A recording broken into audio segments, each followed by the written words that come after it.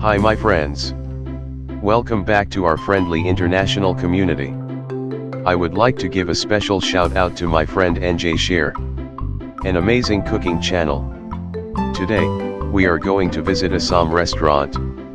This restaurant offers two awesome dishes of Malaysian food. Both dishes are extremely delicious. First dish is beef noodle soup.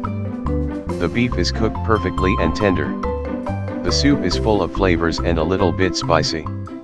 You will enjoy eating this delicious dish.